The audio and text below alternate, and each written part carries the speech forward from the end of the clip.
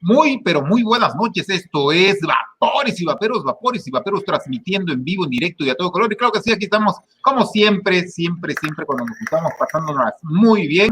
Vamos a ir saludando a estos panelistas. Y claro que sí, vamos a meter primero de los ojitos luminosos del canal del vapeo, a los ojitos hermosísimos que todos quieren y adoran, que hasta vitrina le pone a la ex corbata sexy del vapeo. Con ustedes, el señor Tomás Gorma. Buenas noches. Pues sí, ya ves que dicen que las corbatas no son muy apropiadas en épocas de contagios. No, y es que luego dicen que también es un mensaje subliminal, nomás que ahorita pues no es de andar subliminal. Y bueno, vamos a ir saludando también al señor Javier. Muy buenas noches, señor Javier. Hola, Eric, buenas noches. Hola, Roberto, Tomás, buenas noches. Juanjito, buenas noches.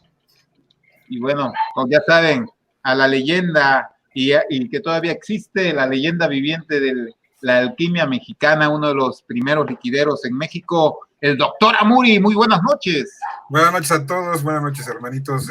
Qué bueno que se conectaron.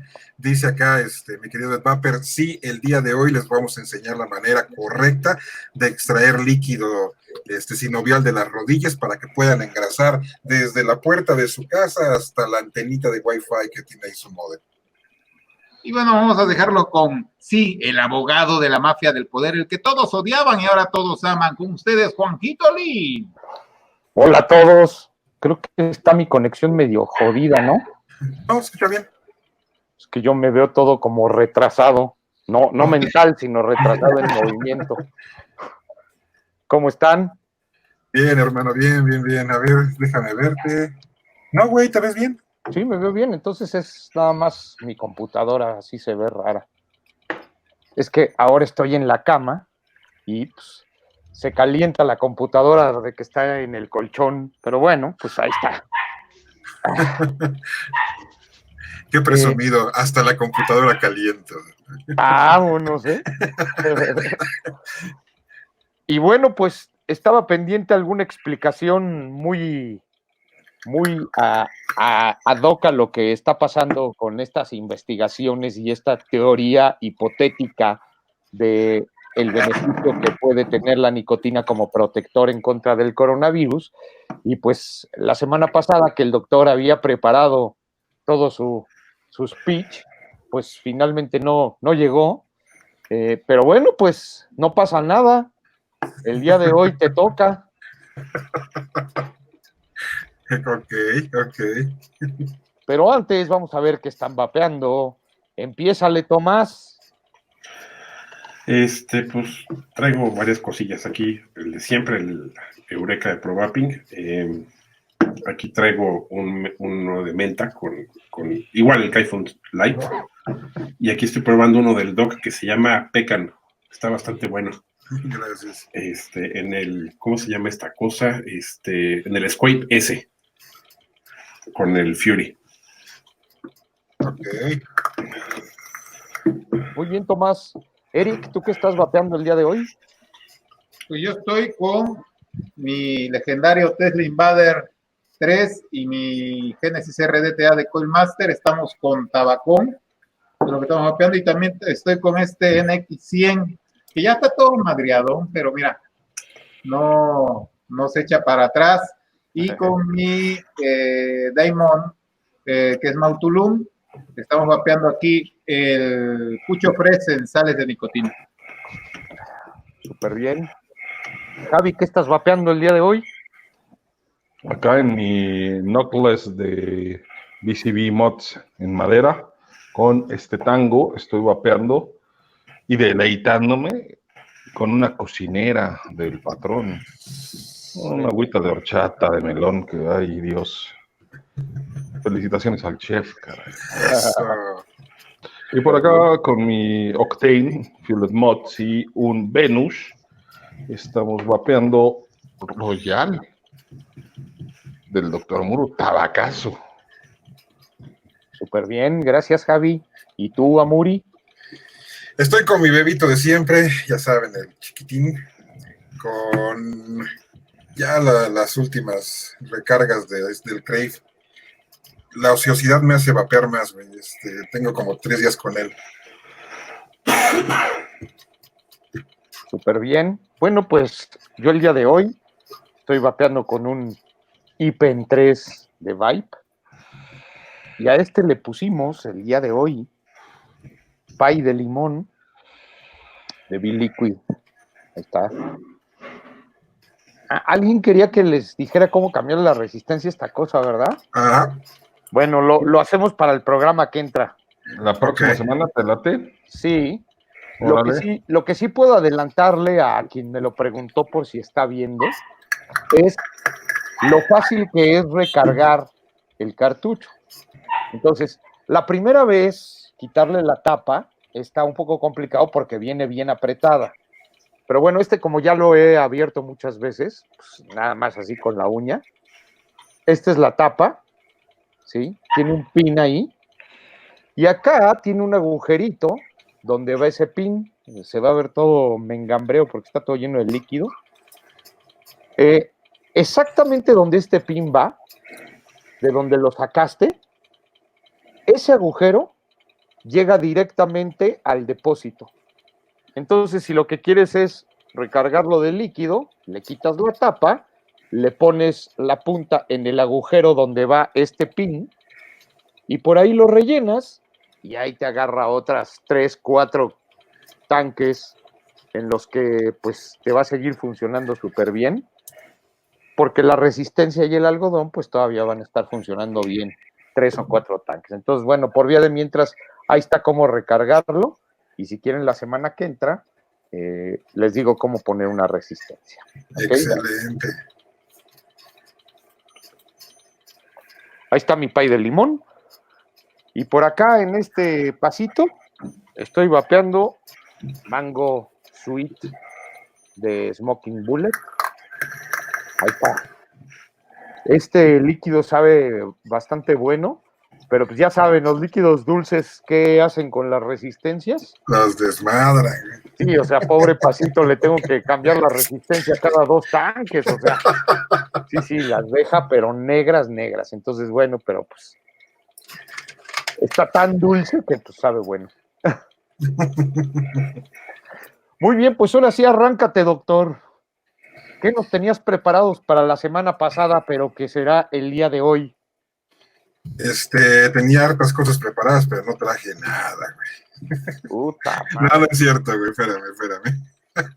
Entonces vamos a tener que dejar que el Tomás la haga de epidemiólogo. Ay, si Gatell puede, ¿por qué yo no? No es cierto. Recordarán todos que la semana del 22 al 23 de abril se anduvo compartiendo esta noticia en casi todos lados, donde hablábamos de la teoría, una hipótesis, una teoría de que la nicotina pudiera proteger en contra del coronavirus. Obviamente se deriva de un artículo. El artículo, la intención es desmenuzarlo un poquito, y siento yo que lo dejé bastante sencillo. Se lo platiqué a mi mujer en la tarde y me dijo que se escuchaba muy bonito, pero que no me entendió ni madres. Entonces, espero que ustedes me ayuden. Si no se entiende, pues le paro y pues vamos explicando cada cosa. Va a ser así como que muy rápido, no me pienso meter en muchos detalles técnicos que maneja el artículo, pero una noción para que sepamos por qué es tan interesante o por qué se nos hace interesante ese tipo de hipótesis. Cuando lees la nota, o al menos esa impresión me dio a mí, como que la ves muy somera, como si alguien se levantó el día de hoy y dijo, ¿saben qué? Pues a la chingada, la nicotina protege contra el COVID, vamos a la fregada, no se mueren los fumadores, entonces protege a la fregada. No, el artículo tiene más de 56 bibliografías a las cuales se está consultando. Es ahora sí que un metaestudio. Están estudiando o analizando la bibliografía preexistente y traspolándolo a la información que tenemos acerca del COVID-19. Es, para mi gusto, un extraordinario artículo. Tiene algunos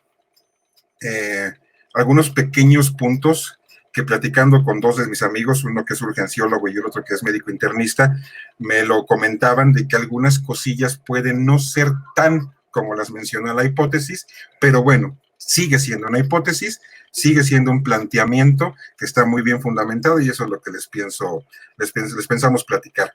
Este es el título del artículo, de hecho lo voy a postear en el grupo, en la fanpage de Vapores y Vaperos, el original, para si alguien lo quiere leer. Adelante. El principal autor, obviamente, que menciona el artículo es, según Google, se menciona Jean-Pierre Changio. Entonces, este artículo en sí, o esta hipótesis, nos va a llevar hacia la explicación de la enfermedad, los datos graves de la enfermedad por COVID-19. Para remontar y para tener un poquito de antecedente, lo que les habíamos comentado ya es que lo que se calcula es que del 85 al 90% de la población mundial va a tener contagio del COVID-19. De ese 85% al 90%, lo que se ve es que del 2.5 al 5%, dependiendo del país y las características, son los que presentan los datos graves de la enfermedad. De este porcentaje, de 2.5 al 5%, se ha observado igual, dependiendo del país y la población estudiada, que va del 1.5 al 12.5% de pacientes con los datos graves de la enfermedad y que son fumadores activos. Lo que se preveía con el tipo de enfermedad como es el COVID, siendo una enfermedad pulmonar, que se presumía pulmonar, es que el 70 al 90% de este porcentaje de enfermedades graves fueran fumadores, presuponiendo que tienen ya una afectación seria a nivel pulmonar por el hábito del tabaco.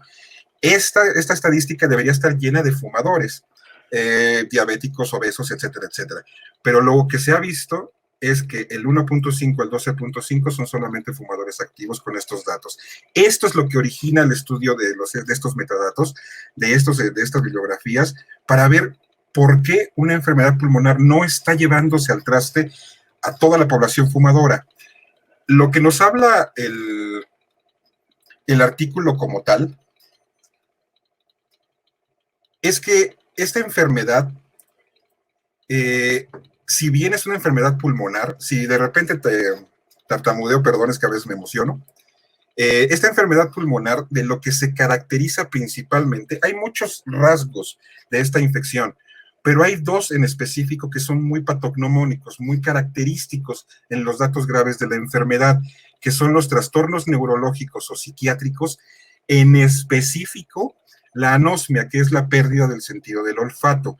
Esta como principal, y en pacientes hospitalizados, preferentemente en pacientes de edad avanzada, que por lógica tienen muchas enfermedades concomitantes que producen un mal pronóstico de la enfermedad, se observa un síndrome que se llama hiperinflamatorio sistémico, lo que conlleva a que la sangre se haga como atole a nivel de arterias y venas y haya una coagulación intravascular diseminada, con la correspondiente dificultad respiratoria, afectación del control neurológico y de la regulación de quien controla la función pulmonar y cardíaca. Esto de la pérdida del control neurológico, tanto de los pulmones como a nivel cardíaco, eso es lo que llama la atención. ¿Por qué una enfermedad pulmonar pudiera atacar estos dos centros? Aquí es donde mis amigos y estábamos platicando, pudiera haber varias explicaciones. Esta hipótesis lo que intenta aclarar con este análisis es que el virus del COVID-19 pudiera tener una implicación neurológica. ¿A qué vamos? Las muchísimas enfermedades, debido a que estoy mencionando estos dos puntos, se escogen esos dos puntos en específico porque muchísimas enfermedades cursan con fiebre, mal estado general, la coagulación intravascular diseminada y obviamente la dificultad respiratoria como última instancia para la muerte del paciente. Esto lo presentan desde una sepsis de una articulación en un paciente diabético, una afectación o una infección por diálisis peritoneal, insuficiencia renal, problemas de insuficiencia hepática, etcétera, etcétera, etcétera, etcétera, etcétera. Muchas enfermedades cursan con esto, también el COVID, pero estos dos aspectos son muy característicos en el COVID-19.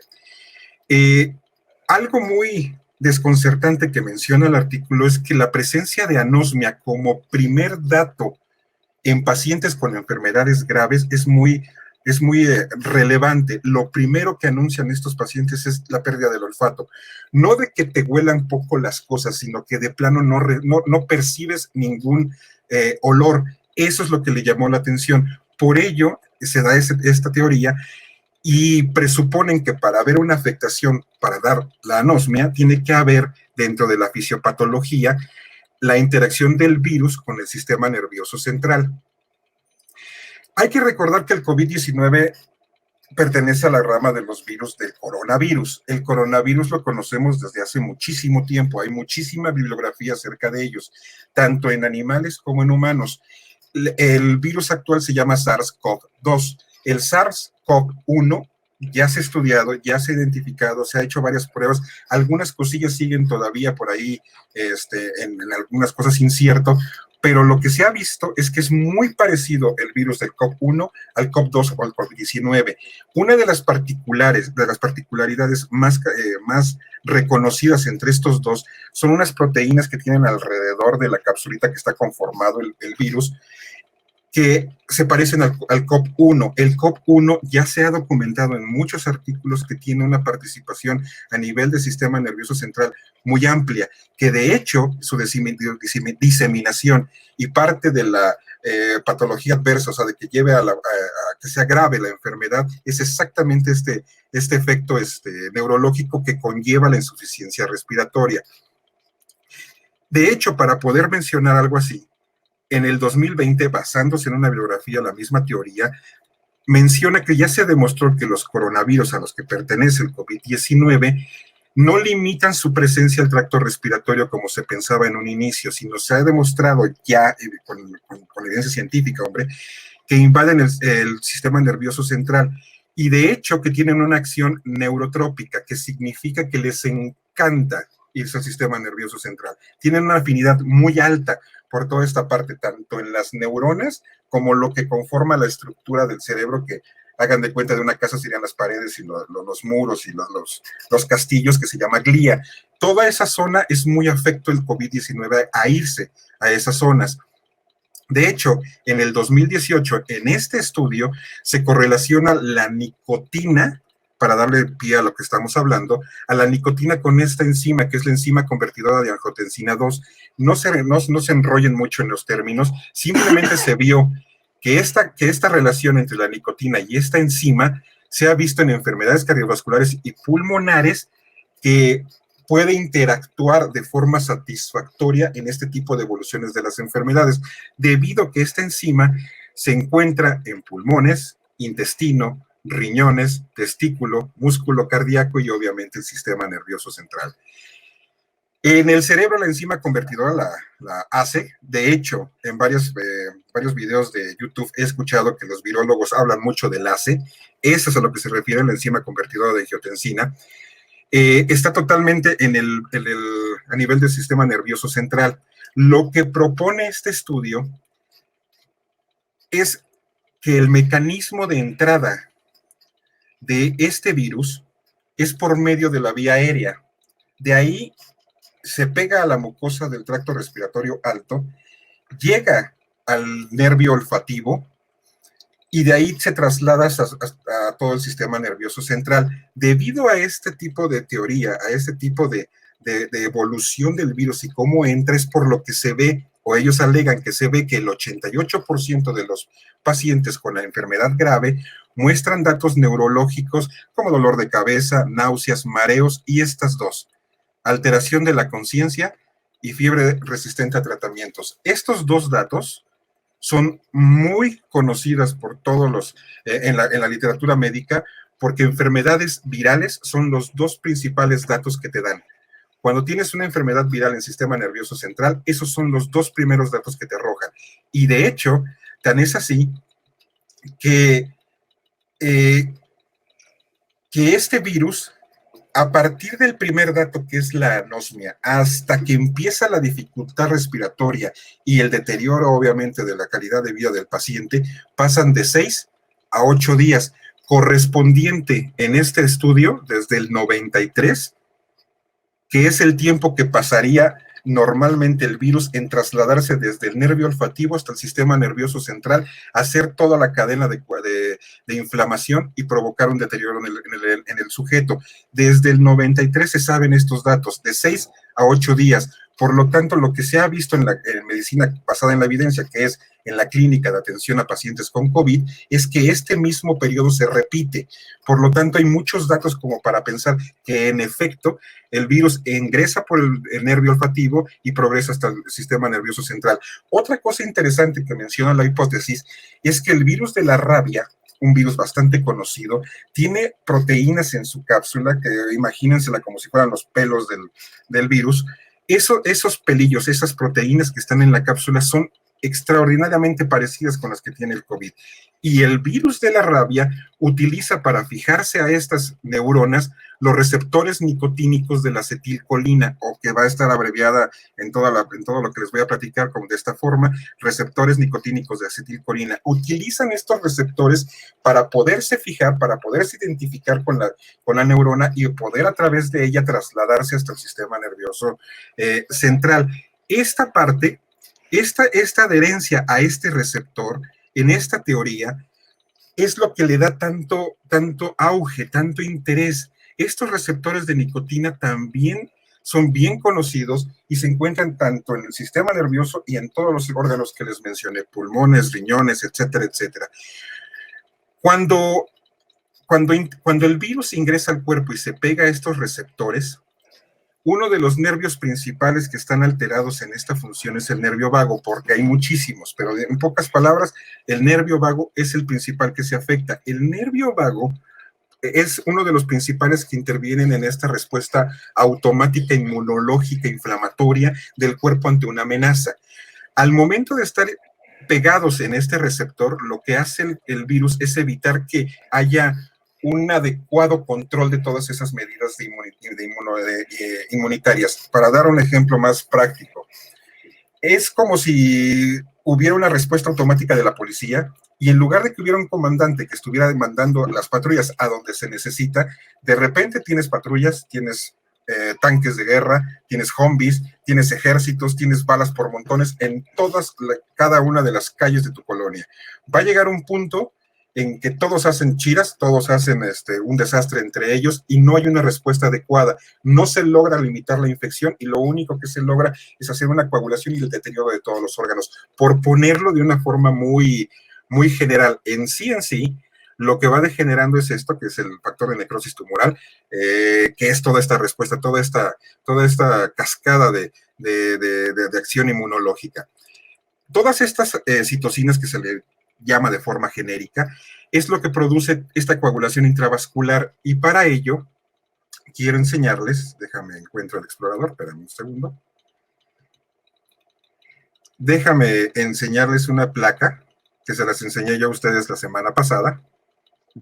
Esta placa es real de una paciente de COVID en una clínica del IMSS, alejándose un poco de la extraordinaria escoliosis que tiene, o sea, la desviación de columna, que es extraordinaria, que por Dios no sé cómo camina. Esto es un pulmón, digámoslo, funcional. Esto es un pulmón, así debería verse en una persona, que esta mujer tiene 73 años, me avisó mi hermana, tiene 73 años, es una paciente con EPOC, es diabética, hipertensa y está actualmente en terapia intensiva. Esto, así debería verse un pulmón funcional en una viejita de sus características. Todo esto que voy a señalar acá, es un pulmón dañado por COVID.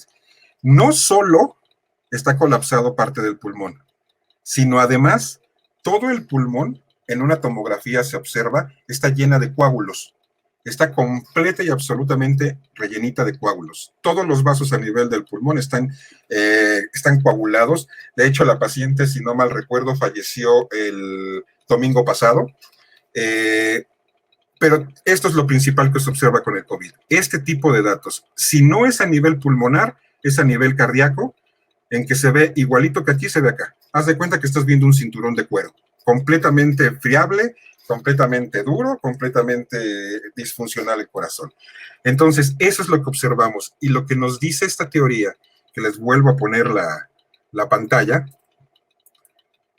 lo que nos dice esta teoría es que que no solo es una interacción pulmonar, al momento de tener la interacción con estos receptores a nivel cerebral, la respuesta inmunológica está completamente vuelta loca debido a que no existe algo muy, muy sencillo, que son los antagonistas.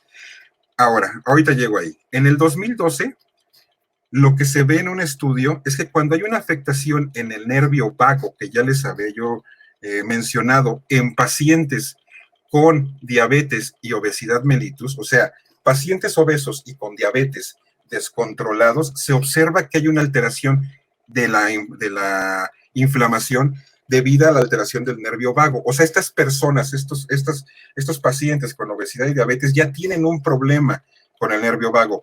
Cuando llega el COVID y produce toda la alteración que les acabo de comentar, la alteración obviamente se cuadruplica, y por eso este tipo de pacientes son los que se han visto con mayor afinidad a presentar los datos graves de la enfermedad. En esta hipótesis, lo que se habla, les repito, es de los receptores nicotínicos de la acetilcolina. Para poder regular esta actividad del inmune y estos receptores, un antagonista que se ha observado que es maravilloso para poder detener este tipo de, que normalmente lo ocupa el cuerpo, hombre, para detener esta cascada de citocinas, es algo que se llama alfa-7 receptor nicotínico de la acetilcolina. ¿Quién creen que es un antagonista de estos receptores de la acetilcolina? Simple y sencillo, la nicotina. La nicotina funciona normalmente, se pegan esos receptores y estos receptores tienen cierta afinidad especial por la nicotina para estarse regulando. Ahora, debido a esto, se utiliza un medicamento que de hecho se sigue investigando, aunque ya demostró que inhibe la replicación del COVID-19, que es la ivermectina. Este medicamento, lo que se ha visto es que es un modulador del mismo alfa-7 de estos receptores, exactamente lo mismo que la nicotina. Por eso, a lo que se llega en esta hipótesis es de que, según la bibliografía y lo que se está viendo que funciona con el COVID-19, la nicotina pudiera estar compitiendo por los mismos receptores que el COVID-19. Por lo tanto, si tú ya tienes esos receptores atrapados, capturados con la recepción, con una cierta afinidad hacia la nicotina, los fumadores, al estar con su hábito, lo que estarían es saturando estos receptores e impidiendo la vía de ingreso al sistema nervioso central por parte del COVID. No lo eliminan, no lo quitan, no lo destruyen al virus, lo que hacen es competir por los mismos receptores. Al no poder llegar al sistema nervioso central en la cantidad que se necesita para poder producir todos estos datos graves y toda esta alteración inmunológica en el cuerpo, no puede llegar a darse tanto los datos graves de la enfermedad. Eso es lo que dice la hipótesis. La nicotina compite por los mismos receptores que el COVID, por lo tanto, la cantidad de inóculo suficiente para llegar al sistema nervioso central no es la suficiente para presentar una patología adversa grave. Eso es lo que dice la hipótesis. Y eso es lo que está refiriendo. A ver, ahí te interrumpo. Dinos esto mismo, pero en lenguaje de humano, porque está muy cabrón. No se entendió nada. Esta parte de aquí, nada. ¿Ah, esta parte? Sí, o sea, esta lámina, vuélvenosla a decir, pero en lenguaje cristiano, por favor. Yo lo que entiendo, a ver, nada más pregunta, es como una cerradura, ¿no? Exacto. El virus tiene una llave y la nicotina es una llave casi igual. Ajá, y solo hay una cerradura, entonces... Bueno, no entendió ni madre. Sí. La nicotina se mete en la cerradura y ya no puede entrar la del virus. En efecto, los receptores... la credencial de la COVID y la nicotina tiene una credencial. O bueno, más sencillo, güey, todavía acá más básico. En el momento que se presenta el COVID para poder ingresar a las células del sistema nervioso central, utilizan una identificación. Esa identificación son justamente estos receptores. Ellos tienen una serie de proteínas que van haciendo como la forma de una llave, como dice Tomás, y es lo que les permite entrar a la célula neuronal y de ahí transmitirse por todo el sistema nervioso. La nicotina tiene exactamente la forma de esa llave de esos receptores. El COVID no. Digamos lo que le falta un dientecito, como para ser exacta. Tiene lo suficiente como para poder ingresar pero la nicotina tiene todos los dientes posibles como para que la llave entre perfecta y la abra. En el momento que se presentan las dos sustancias, la nicotina y el virus, lo que pasa es que el cuerpo elige la nicotina, permite la captación más rápida de la nicotina y por lógica, al no haber más cerraduras en donde meter mi llave, la cantidad de virus que ingresa al sistema nervioso no es tan alta como para producir la enfermedad grave. En consecuencia, lo que dice la hipótesis es que la nicotina estaría formando un tratamiento profiláctico, un tratamiento preventivo para tener los datos graves de la enfermedad. ¿Ahí sí se entendió? Uh-huh. Entonces, eso es lo que pasa con estos receptores. Por eso son interesantes. No son receptores, hay otros receptores a nivel neuronal, a nivel de terminación nerviosa, que también interactúa la nicotina y es menos afín. Lo interesante de este artículo es que están mencionando uno de los principales receptores en los cuales tiene interacción la nicotina. Y no solo eso, no se queda solo en el sistema nervioso central, se va a órganos blancos, se va al encéfalo, al tallo encefálico. Cuando tenemos la enfermedad grave del COVID, lo que se ve es una falla de este sistema. No tenemos que estar conscientes de, ya me toca latir, ahora tengo que respirar, ahora lo tengo que sacar, otra vez que tengo que latir. Esa parte la hace automática el cuerpo y lo hace en el tallo encefálico. Es la parte autónoma de la supervivencia. Esa parte es la que se ve más afectada con parte del COVID. Aparte de que la mayoría de las muertes por COVID, si tú pudieras ver los reportes de médicos, es infarto al miocardio o infarto pulmonar, cualquiera de los dos, debido a esta coagulación. Entonces, la hipótesis lo que nos dice, los fumadores no se están enfermando tan grave como otros pacientes debido a esta interacción con la nicotina y a evitar que el virus entre al cerebro, por ponerlo de forma normal, tanto como en un paciente que no fuma. Obviamente en el vapeo y traspolándolo no lo menciona, aclaro el estudio, los vapeadores al utilizarlo con nicotina, estaríamos teniendo la misma vía y la misma administración, aunque por ahí ya vi el comentario de una personita en un foro que dice que no tenemos la misma protección porque el cigarro está creado para absorber nicotina al instante y el vapeo no. Entonces, lejos de esa suposición, la utilización de nicotina por la vía aérea estaría conllevando a una baja en la prevalencia de enfermedad grave por el COVID. Eso es en síntesis lo que dice el estudio. ¿Ya se acabó? Ya. Ok. Lo bueno es que no traía nada preparado. ¿Sí se entendió o de plano?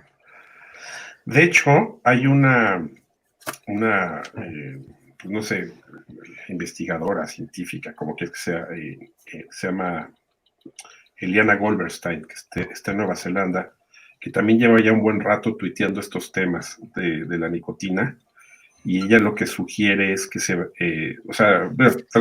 digamos, tuiteando con gente que vapearan sales de nicotina. No sé la razón, pero decía que sin sabor, o sea, sin saborizantes en el líquido. No, ella no es de los antes de que los sabores y los niños y esas estupideces, para nada. Pero ella es de la comunidad judía, inclusive comentaba que tiene parientes, creo, en la comunidad hasídica y que dice que mucha gente en esa comunidad fuma y que por eso también se han mostrado ahí pocos casos, ¿no? Pero esta mujer, me acuerdo en Twitter, ponía que se vapearan sales de nicotina. Decía que eran más indicadas, digamos. Que quizá va un poco con lo que dices, Roberto, que finalmente las sales de nicotina se absorben más fácilmente por el cuerpo, ¿no? Y fíjate, que la nicotina base más que más fácil, tienen una prevalencia mayor, o sea, están más tiempo dentro del cuerpo. Entonces eso te permite dar el profiláctico que dijo bien el doctor. A nivel pulmonar hay un estado base. Si lo haces ácido, la sustancia que metas automáticamente hace una homeostasis, una ósmosis, y equilibra los dos lados, y por eso se introduce más rápido. Pero, por ejemplo, algo que me gusta del artículo es, sigue mencionando durante todo el artículo que es una hipótesis, una sugerencia, una idea. Y al final dice, no sabemos la dosis exacta de nicotina aplicable y que pues, sea funcional para la hipótesis. Por eso proponen utilizar los parches de nicotina como una forma fiable de saber cuánta nicotina estás administrando, en qué tiempo y en qué curva de absorción, para poder con esto determinar por qué vía sería mejor, qué dosis y en qué modalidad. ¿Y no será también un poco el tema de híjole, o sea, es una teoría, y además lo digo así, uno no es experto. ¿No será también que eligieron los parches de nicotina por corrección política? A mí me parece que sí, se me hace... Porque si se les hubiera ocurrido poner a los pacientes a vapear igual y se les va encima todo el movimiento antitabaco, no sé. Y digo, hemos sido muy claros que todo esto es una teoría. Y evidentemente creo que finalmente lo que trasciende de esta teoría es que en lo relacionado con la nicotina hay mucha desinformación y que no todo es blanco y negro, ¿no? O sea, la nicotina tiene, por supuesto, efectos positivos. Si este se confirma, sería otro más de sus efectos positivos, ¿no? Y no es la sustancia más perniciosa del universo, como lo han querido plantear quienes se oponen, ¿no? Y yo creo que eso es lo que trasciende de todo este debate, más allá de, por supuesto, si resulta ser una herramienta para ayudar a los enfermos, a la gente con la pandemia, pues a todo dar. Pero digamos, jalándolo un poco a nuestra lucha, ¿no? Con el tema del vapeo, pues es finalmente que se le dé a la nicotina pues un trato mucho menos pasional y exento, digamos, de ideologías, y que se vea que pues es una sustancia más de las muchas que consume el ser humano y que tiene sus pros y tiene sus contras, ¿no? Ahora, igual, por ejemplo, menciona por ahí el artículo que la variabilidad de los síntomas que se han presentado en los pacientes hacen difícil decir que esta sea la única vía por la cual se pueda hacer una profilaxis del COVID. Te digo, es muy cauto, para mi gusto es muy cauto el artículo, me dejó a mí, la verdad, un muy buen sabor de boca al estarlo leyendo. No es así de a la chingada todos, el vapor atrae a las partículas hacia abajo y todos sanos. No, se queda muy tranquilo. Me decía también mi amigo el internista, dice, es que no es la única vía por la cual se salen todas estas sustancias para crear toda esta cascada inmunológica, correcto. No es el único receptor que pudiera estar en juego, correcto. Pero digo, como primer acercamiento, como primera luz hacia una hipótesis, se me hace extraordinariamente bien aterrizado.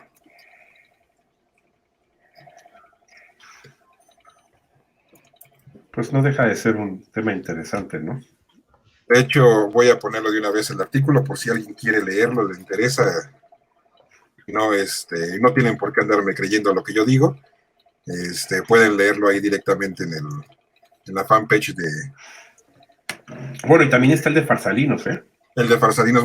Fíjate que el de Farsalinos se lo comentaba yo a Antonio. Me parece que toma de cada artículo que he leído y cada cosita de estas, toma lo mejor y hace una extraordinaria síntesis desde un punto de vista epidemiológico. Hace un muy buen resumen de todo lo que se está diciendo.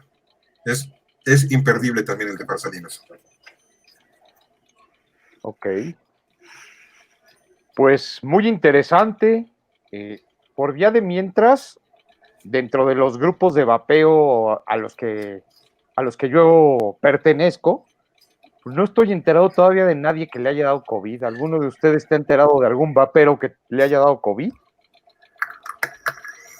No. No, al día de hoy.